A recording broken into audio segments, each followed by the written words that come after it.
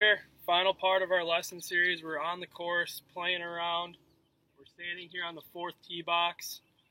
I've played a couple rounds with you before, Nate, and I've noticed that this fourth hole has kind of been a little bit of a problem area for you. Is that the case, would you say? It definitely has my number. Yeah.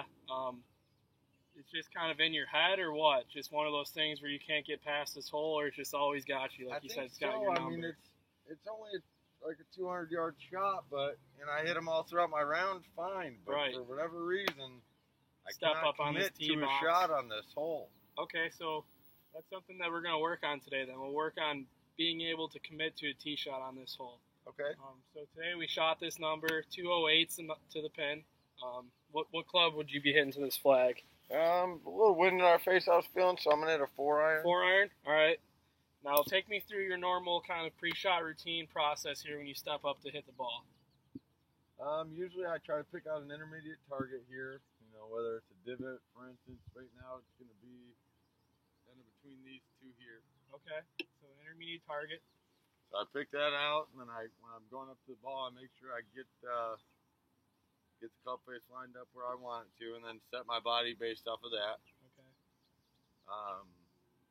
But I feel like I just kind of have a brain fart in my backswing on this hole every time, and I always come up out of it and fan it off either into the long grass or into that bunker. Yeah. Okay. Now you said you pick an intermediate target. Do you pick a target out in the distance, kind of near the pin, to help you kind of line up with as well, or do you just use the intermediate target? So you kind of use the intermediate target. I use these to line me up just left of that no cart sign that's up there. Okay, I got you. Okay. So I use the intermediate target, but it's in reference to something ahead. In the distance. Okay, got it.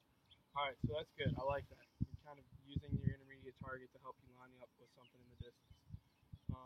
So normal pre-shot routine, you step up to the ball. Let's just have you hit one shot here and see what happens first of all. Just want to have you take your normal swing. But what were two keys that you can take away from this lesson here around the green? What do you think going forward you can use in your game? Not committing to, say, only bringing my 58-degree wedge because I'm around the green and I get over there and I've got a lot of green to work with. Maybe start bringing both my wedges. Use the 52-degree wedge. Your balls are still up there from the shots you hit, and all those are pretty close to the pin. So it's like I said, it's a lot easier to control that shot too. There's a lot less variables that can come into play as opposed to like hitting a bad shot. It's just like a pitch. It's like a putting motion almost.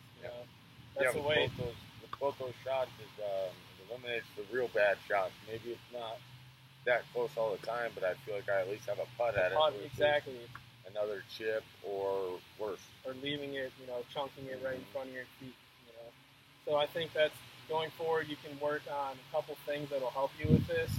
Maybe if you're just at home, just sitting in your living room and just working on keeping those hands in front of the club head, that'll help you with those longer shots that you want to release on the green. Keeping those hands in front of the club head and just taking a couple practice swings. And really focus on that ball position on those longer shots too, and the shorter shots.